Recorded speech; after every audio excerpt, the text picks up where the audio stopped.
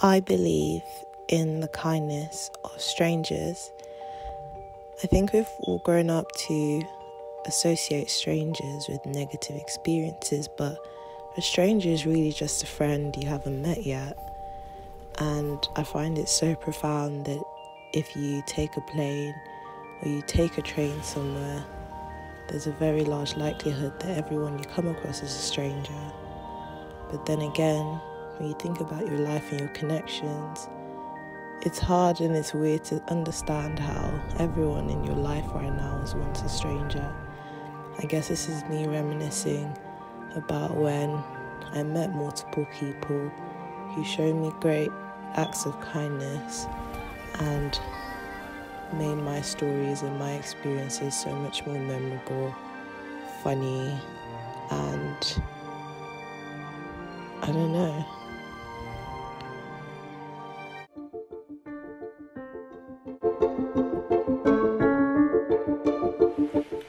I believe in the kindness of strangers because when I was going on my first ski trip, my friend flew from England to France to meet me for our trip, and unfortunately she had missed the first flight, but thankfully she came, otherwise I would have had to embark on a skiing journey by myself for the first time. Absolutely tragic.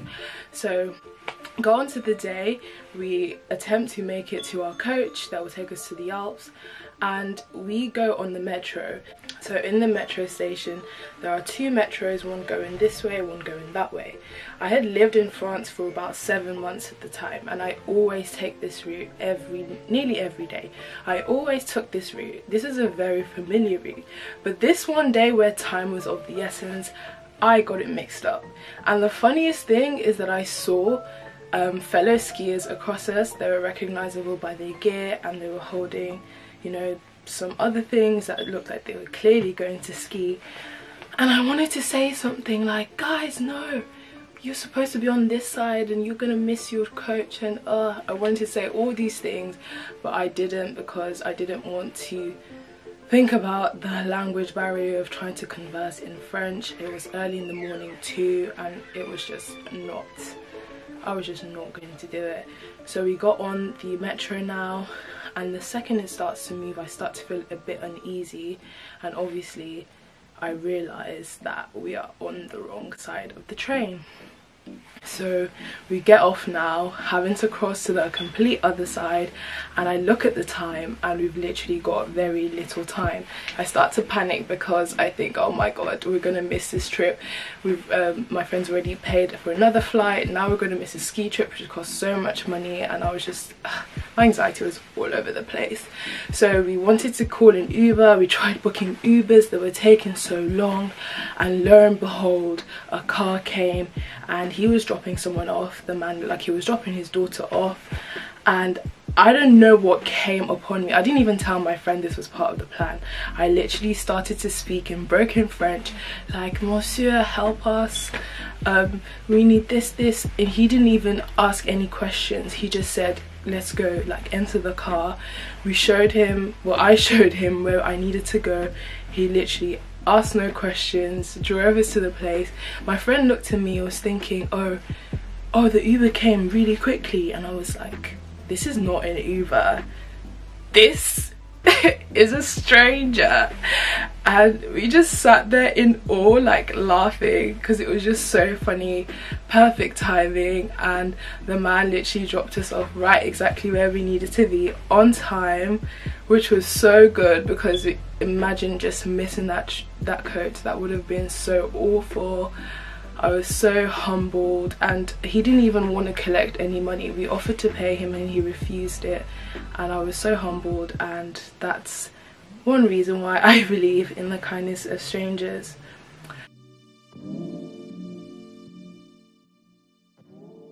This occurrence of me needing people to drop me off in really tight time constraints is so popular and is so reoccurring. I'm really embarrassed. It's so embarrassing. And this time I was going to hike the Calanque, Le Calanque in the south of France, and I originally wanted to go on this trip by myself. I saw beautiful pictures on Instagram of this beautiful blue ocean, sea, water of the sort, and I was determined to go, and I'm so grateful I convinced 2 other girls to come with me because it was not what it seemed. I assumed I'd have to do a bit of a walk to get down to the beautiful beach, sit down by the water, enjoy the sun and have some wine. Lo and behold, when we get there, we see that it's literally a mountain. Like, I didn't know it was anything to be hiked. I just thought I'd walk there, considerably long walk, and I'd be at my destination. And we saw some fellow hikers and we asked them, how long is this going to take, because we're kind of scared. We weren't wearing proper shoes. I was wearing like Birkenstocks, and he was like 15 minutes, another guy was like 30 minutes, you know, varying times. And I was just so, I needed to see this because I'd come all the way to Marseille or Sommieux to see this. So we decided to go. We were all scared, but we went for the thrill anyway. And let me tell you, that was literally one of the most horrifying things I've ever done, because I never hiked before, and because the hills were bricky and it wasn't a straight path. Like, I can't explain it. It was so scary, and I literally kept praying that nothing would happen, and I said, God, this cannot be the way I go. And I just couldn't imagine having to call an ambulance or a helicopter to pick us up because we were stuck. And because I initiated this trip, had to pull my friends along and get them going because we were all having like rounds of panic attacks.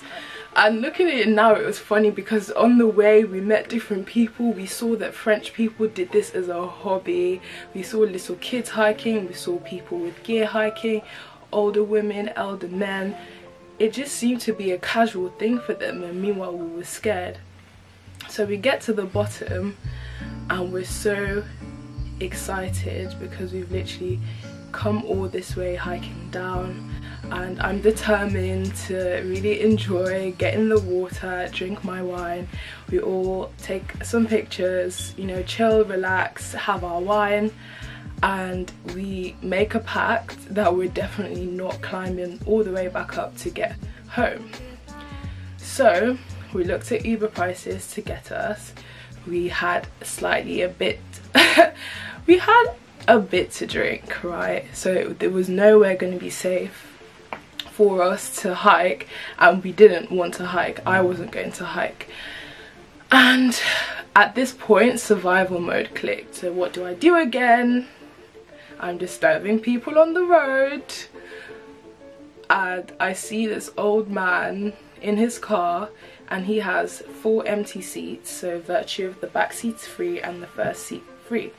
And I go again. My friends have better French skills than me, so they're able to communicate this clearer that we need to go and we need help. And so this French man, he was literally about 70 to 80 years old, takes us all, and we're literally thinking, we just hope that this guy has pure intentions and he's actually gonna get us to where we need to go. But at the same time, we were just doing it for the thrill of it, and we also had no choice. So we all get in the car and we're just giggling and like laughing like idiots because we can't believe what we've just done. But all in all, 10 out of 10 experience. I would do it again. It was so funny, and the kind man was just so lovely, talking to us, asking us questions, and he was more than happy to help, which was so lovely. And that's why I believe in the kindness of strangers.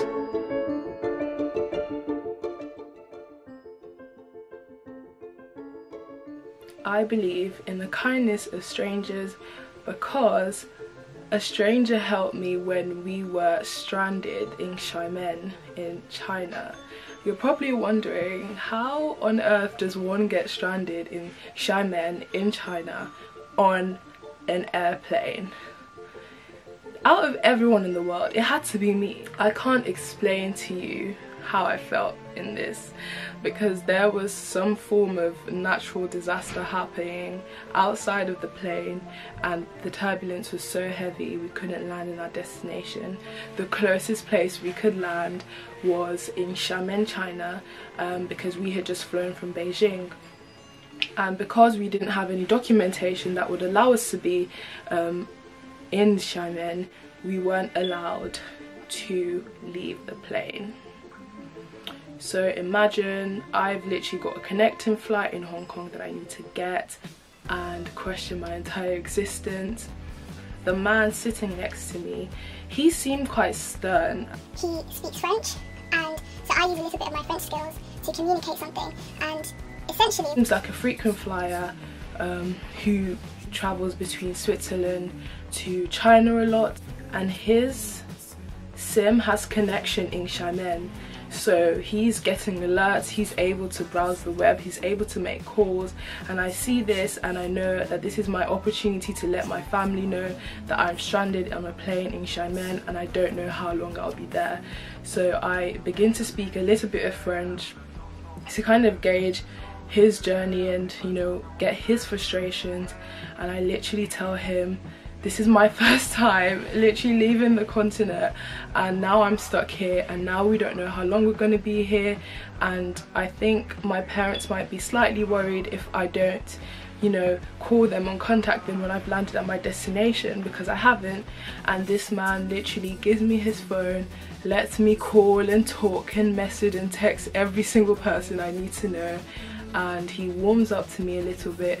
The other people around me, they're flying from New York, they said they had some kind of family thing in Hong Kong, and we all just start to share stories and laugh.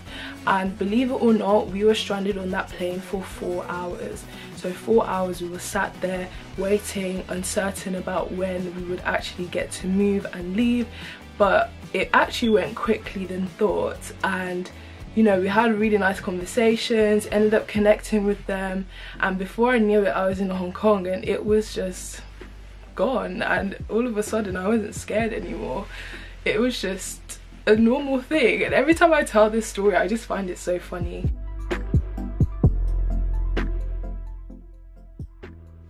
I went to Paris Fashion Week and I met a journalist, and she saw that we were keen fashion babes. I went with a group of friends that I also didn't even know that well. So she saw us, that we were quite keen, you know, taking pictures, well dressed, and she gives us a tip to where all the fashion shows are held, and this information was not to be spread publicly. So we proceed now to go to the Comme des Garçons show, and obviously we don't have tickets, we don't have entry, but we want to go there to feel the buzz, maybe see a few models, a few celebrities, and just, you know, really experience Fashion Week as much as we could. And I go there and I see a group, and they're all really well dressed, they look amazing, and I just look at someone and I think, oh wow, I love her outfit, and I realise she's like looking at me too, and we kind of smile, and then we start talking, and we all start talking as a group and hanging out, waiting outside of the Comme des Garçons show, and it was just funny, vibing, meeting new people and making new friends. And I connected with her, got her Instagram, and she told me that she lived in Switzerland, and obviously she came to Paris for Fashion Week. Then I had a break, I was looking for somewhere to go, so I wanted to go on a little weekend break. I was choosing between Chamonix and somewhere in Switzerland, and I decided not on Chamonix because it was just, I don't know, why didn't I go to Chamonix? I need to go to Chamonix. Like, I need to go. So I tell her, hey, I'm coming to Switzerland, I want to do this, I want somewhere like this, where do you recommend I stay? And she literally sends me a picture of outside her house, and it's literally the most beautiful thing I'd ever seen. I was just like, oh my gosh, this is how people live in this side of the world. And she was like, come stay with me, and I'm like, huh? And she's like, yes, you can do this and that, and she literally plans the whole route, tells me when she's free to accommodate me, and I was so overwhelmed and humbled by how she was so nice and considerate about me coming and making the effort. And I was a bit apprehensive of going because, like I said, I literally only met her for like a few seconds outside the Comme des Garçons show in Paris, and now I was journeying all the way from France to Switzerland to stay in her house, someone that I didn't know and rarely spoke to. So I go there, and I'm a bit scared when I get there. We're both quite outgoing people, so you know, it wasn't that awkward. And yeah, so I got to her place. Everywhere's beautiful. She lives by the lake, and Switzerland is just amazing and stunning. And she introduces me to her family, and they're also lovely. And she sees that I like to cook healthy food, so she encourages me to make food for her and her family. I made a soup, which I hope they enjoyed, and I was so warmed at the fact that they would literally like let me cook in their home and, you know, just take me in for those couple of days. We clicked so well. It literally felt like I was hanging with my sister. And yeah, I was just overwhelmed at the hospitality and the kindness she showed me on that trip. And even now today, we're still very good friends, and I can't wait to see her. Like, we just need this to be over so we can fly out again. And yeah, I believe in the kindness of strangers because I never really had a friend do that for me ever before, so to have someone that I literally met for barely 2 seconds do that really warmed my heart a lot. And yeah.